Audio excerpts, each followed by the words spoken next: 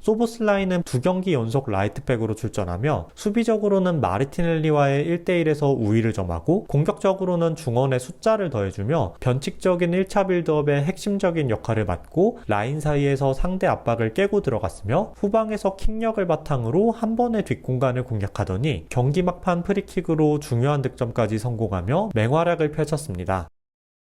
안녕하세요, 엘미합니다. 리버풀 대 아스날, 지난 시즌 1, 2위 팀 간의 맞대결답게 아주 팽팽했던 경기가 펼쳐진 가운데 양팀 모두 찬스가 많지 않았던 제한된 기회 속에서 리버풀이 프리킥 한 방으로 승리를 가져왔습니다. 홈팀 리버풀은 흐라벤베르, 맥칼리스터, 비르츠의 중원 조합이 처음으로 가동됐고 소보슬라이가 지난 경기에 이어 오늘도 라이트백으로 출전했습니다. 원정팀 아스날은 사카가 부상으로 빠지며 마두에케가 출전했고 외대고르 역시 부상 여파로 선발에서 제외된 상황에서 메리노가 10번 자리에 나섰으며 전반 3분 만에 살리바가 부상으로 빠지며 모스케라가 출전했습니다.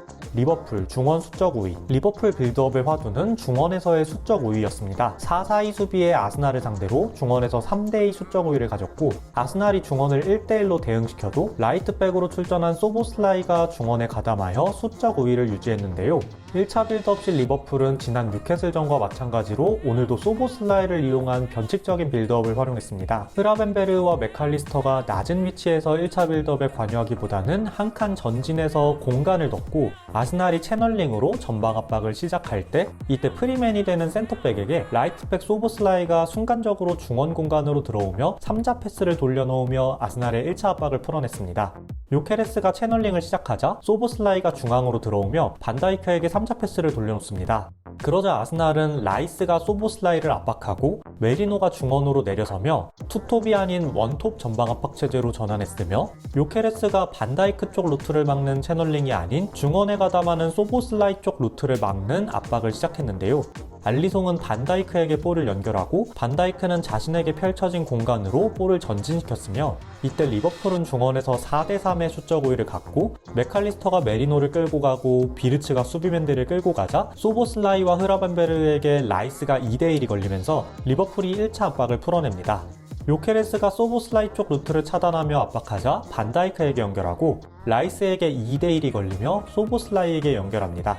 아스날은 중원의 수적 열세를 극복하기 위해 수비 라인에서 주로 마갈량이스 혹은 칼라피오리를 전진시켰고 이제 상대에게 전원이 1대1로 묶인 상황에서 리버풀은 아스날의 열버진 후방을 공략하기 위해 다이렉트한 연결을 시도하지만 에키티케가 모스케라와 마갈량이스를 상대로 힘싸움에서 완전히 밀리며 전진이 쉽지 않았습니다. 아스날을 한 칸 밀어내고 미들서드에서는 중원에서의 3대2 수적 우위를 활용한 리버풀인데요. 미드필드의 유동적인 동선으로 상대를 끌어들여 프리맨을 활용해 압박을 풀고자 했습니다. 또 미드블록에서 아스날이 리버풀의 후방을 1대1로 대응시켜 뒤로 밀어내기 때문에 리버풀은 흐라벤베르가 후방으로 자주 떨어지며 3대2 수적 우위를 만들어 볼 점유를 안정시켰고 이때 비는 중원 공간으로 상대를 끌어들이며 공간을 만들어내고자 했으며 에키티케와 소보슬라이 역시 중원에 가담하여 숫자를 늘리고자 했습니다. 중원에서 3대2 수적 우위를 갖는 리버풀입니다. 비르츠가 3자 패스로 맥칼리스터에게 돌려놓고 압박하는 라이스의 등 뒤에서 이동하는 흐라벤베르에게 연결하여 상대 라인을 깨고 들어갑니다. 이번엔 중원이 1대1로 묶여있을 때 소보슬라이가 상대 윙어 등 뒤에서 움직이며 라인 사이로 들어가고 반다이크가 정확한 전진 패스를 연결하면서 상대 라인을 깨고 들어갑니다. 흐라벤베르가 센터백 사이로 떨어지며 3대2 수적 우위를 유지하며 볼 소유를 안정시킵니다. 이때 중원 공간으로 에키티케가 내려서자 비르츠가 전진하여 상대를 끌고 들어가고 이번엔 비르츠가 내려서자 에키티케가 상대를 끌고 전진하며 상대가 중원까지 끌려 나오자 비르츠가 다시 상대를 끌고 전진하면서 이때 만들어진 공간으로 흐라벤베르가 전진 드리블로 압박을 풀어냅니다. 하지만 아스날은 메리노가 10번으로 나서며 중원에서의 피지컬과 수비력을 강화시켰고 수비맨디, 라이스, 메리노의 중원은 기동력과 수비력을 바탕으로 수차례 리버풀의 전진을 막아냈습니다. 흐라벤베르가 센터백 사이로 떨어졌을 때 맥칼리스터가 상대를 끌고 들어오면서 중원에 공간이 만들어지고 비르츠가 공간으로 들어오며 볼을 연결받습니다. 라이스와 수비맨들을 끌어들인 비르츠가 개인 기술로 이들을 벗겨낸 뒤 맥칼리스터에게 연결하지만 아스날의 기동력 넘치는 중원에 막히며 공격이 좌절됩니다. 아직 폼이 완전히 올라오지 않은 맥칼리스터가 아스날의 중원에 여러 번 볼을 잃으며 전진이 더욱 어려워진 리버풀입니다. 이번엔 중원에서 3대2 수적 우위를 점할 때 맥칼리스터가 수비맨디를 사이드 사이드로 끌어들이면서 비르츠에게 연결. 이어서 비르츠는 에키티케에게 연결하지만 상대 센터백에 눌리며 공격이 끊기고 맙니다. 리버풀에는 공격이 막힐 때 혀를 뚫어주는 살라가 있지만 현재 리그 초반 폼이 올라오지 않은 살라가 힘과 수비력을 지닌 칼라피오리에게 철저히 막히면서 리버풀은 경기 내내 찬스를 만들어내기 쉽지 않았습니다.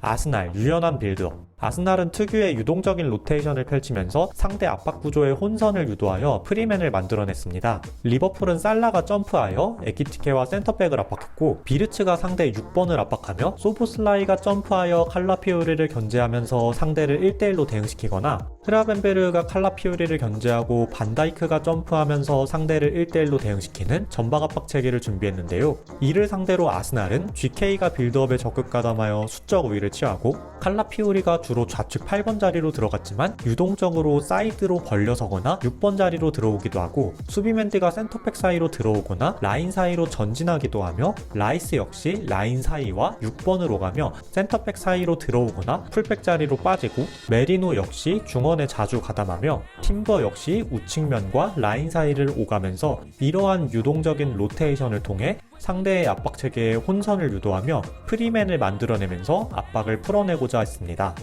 유동적인 포지셔닝에 의해 라이스가 센터백 옆으로 떨어지고 칼라피오리가 중원으로 들어오면서 순간적으로 상대보다 한 명이 더 많아진 아스날입니다.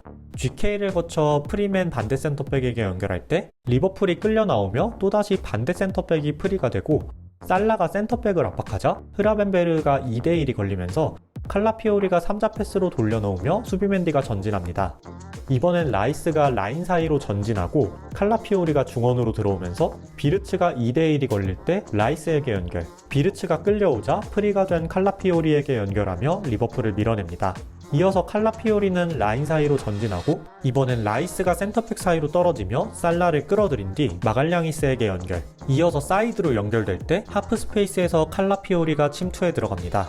하지만 아스날 역시 파이널 서드로의 전진이 쉽지 않았는데요. 후방이 1대1로 묶여있을 때 메리노가 순간적으로 내려서며 센터백 사이로 떨어진 라이스에게 돌려놓습니다. 라이스는 횡패스로 상대를 한쪽으로 끌어들이고 이때 GK를 거쳐 반대로 전환하여 리버풀의 압박을 풀어냅니다. 하지만 살리바 대신 교체 투입된 모스케라는 빠른 판단을 내리지 못했고 무리한 드리블로 공격이 끊기고 맙니다.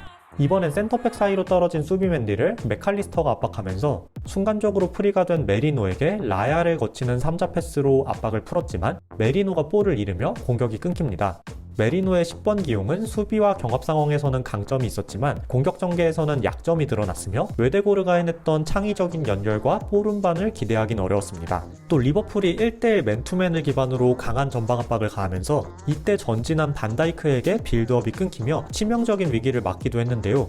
아스날 역시 한 명이 점프한 리버풀의 후방으로 다이렉트한 연결을 시도했지만 요케레스가 코나테와 반다이크에게 피지컬 경합에서 완전히 압도당하며 전진이 쉽지 않았습니다.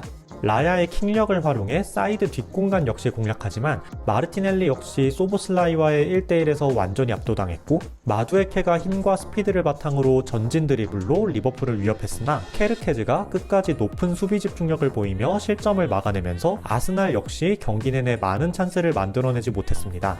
라인을 높이고 강한 전방 압박을 펼친 두 팀의 경기에서 두 팀 모두 공격수들이 수비수에게 밀리며 기회가 많지 않았고 팽팽했던 중원 싸움이 펼쳐진 가운데 경기 막판 소보슬라이의 프리킥 한 방으로 리버풀이 차이를 만들어낼 수 있었습니다. 소보슬라이는 프림폰과 브래들리의 부상 이슈 속에서 두 경기 연속 라이트백으로 출전하며 수비적으로는 마르티넬리와의 1대1에서 우위를 점하고 공격적으로는 중원의 숫자를 더해주며 변칙적인 1차 빌드업의 핵심적인 역할을 맡고 라인 사이에서 상대 압박을 깨고 들어갔으며 후방에서 킥력을 바탕으로 한 번의 뒷공간을 공략하더니 경기 막판 프리킥으로 중요한 득점까지 성공하며 맹활약을 펼쳤습니다.